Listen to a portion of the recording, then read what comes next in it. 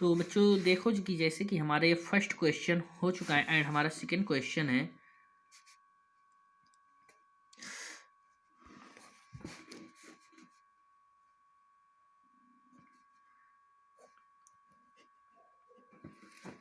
Second question हमारा जो जिसमें दिए हैं √3/2। आप देख लें अपनी बुक में देख लें एंड हम आपको दिखाई दे रही है। Second cos inverse √3/2। अब आप बुक में आ जाए अपनी।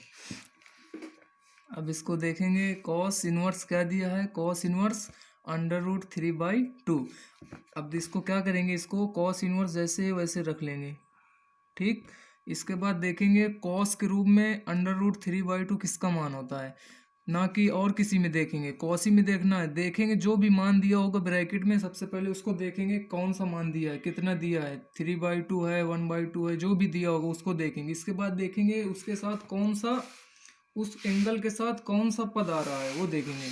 कॉस आ रहा है, साइन आ रहा है और कॉसेक आ रहा है। अगर जो भी है उसी में उसका मान लिखते हैं। इसके बाद देखते हैं √3/2 किसका मान है, कॉस के पदों में। तो √3/2 जो कॉस के पदों में मान होता है वो होता है √3/2 कॉस के पदों में होता है कॉस 30 का।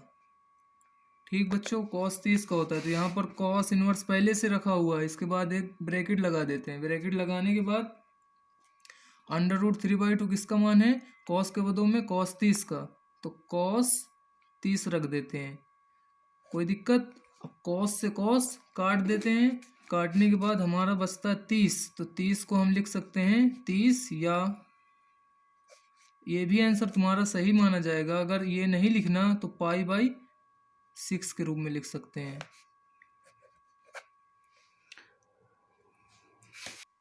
तो देखो बच्चों आपके जो क्वेश्चन सेकेंड भी हो गया एंड हमारा क्वेश्चन जो 3 है, क्वेश्चन 3 है कॉसेक इनवर्स,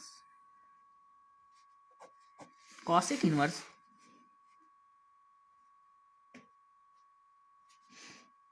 कॉसेक इनवर्स 2। अब देखेंगे कॉसेक इनवर्स 2 दिया है। अभी हमने आपको बताया है जो भी एंगल दिया होगा उसी हिसाब से उस पद का मान रखते हैं। मान लो अब यहाँ पर एंगल हमारा कितना बन रहा है, 2, केवल 2 दिया है। तो अब देखेंगे कॉसेक इनवर्स में 2 किसका मान होता है। अब जो कॉसेक इनवर्स में, सॉरी कॉसेक इनवर्स में नहीं, कॉसेक के रूप में 2 किसका मान होता है। तो ये कॉसेक के रूप में जो 2 मान होता है, ये यहाँ पर साइड में हम बता दे रहे हैं। जो कॉसेक के रूप में 2 जिस मान होता है वो होता है कॉसेक 30 का। बराबर लिख सकते हो या तो यहाँ पर लिख सकते हो, एक ही बात है। कॉसेक 30 का मान होता है तो कॉसेक वैसे लिख लेंगे जैसे हमारा आया है सवाल में, ठीक। ब्रैकेट लगा देते हैं। लगाने के बाद ये कॉसेक किसका है, 30 का। तो यहाँ पर लिख लेंगे कॉसेक 30। अब ये कॉसेक से कॉसेक कट गया। इसके बाद क्या बचता है, 30। अब 30 हमने अभी पिछली सवाल में हमने आपको बताया था 30 को 30 लिख सकते हो, या कर 30 को π/6 के रूप में लिख सकते हैं। क्योंकि पाई का मान होता है, यहाँ पर आपको समझाए भी दे रहे हैं, पाई का मान जो होता है 180 180 होता है। प्रति का चिन्ह जो लाइन खींची हुई है इसको कहते हैं बटा। प्रति का मतलब होता है बटा। अब इसको 6 रख दें तो 6 कम 6, 6×3 = 18, 3 और 0 30 निकल कर आ गया। तो इसको π/6 के रूप में भी लिख सकते हैं, या तो 30 में। तो चलिए बच्चे आपको अगर 3 क्वेश्चन एंड हमारा 4 क्वेश्चन है जो नेक्स्ट पेज में हम देखेंगे। हमारा 4 क्वेश्चन है tan इनवर्स -√3।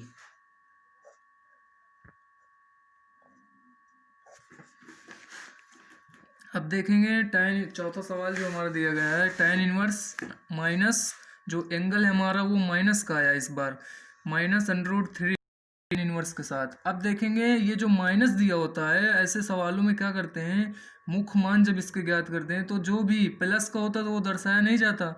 अगर माइनस का होता है चिन्ह तो वो हमेशा शो किया होता है। तो आप ये जो माइनस है, माइनस को आप बाहर रख लो, ये माइनस लगा लिया। इसके बाद एक अब यहाँ पर अगर आप लगाना चाहो तो लगा सकते हो, ये कोष्टक।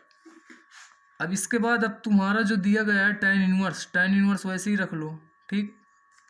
इसके बाद देखो ये हमारा अंडर रूट 3 बचा, केवल अंडर रूट 3, कोई दिक्कत। अब देखो बच्चों माइनस बाहर वैसे ही रखा है, अब देखो tan इनवर्स है, tan इनवर्स वैसे ही रख दें। इसके बाद देखेंगे हमारा जो अंडर रूट 3 है ये tan एंगल जो आया है tan इनवर्स के साथ अंडर रूट 3 आया है। अब देखेंगे tan अंडर रूट 3 ये tan के रूप में किसका मान होता है, तो ये जो मान होता है ये होता है अंडर रूट 3 tan के रूप में होता है tan 60 का, tan 60 का। अब tan 60 का तो यहाँ पर रख देंगे tan 60। अब इसको देखेंगे tan से tan कट गया, इसके बाद क्या बचता है हमारा माइनस बाहर ऑलरेडी पहले से लगा हुआ है और बचा 60 यानी 60।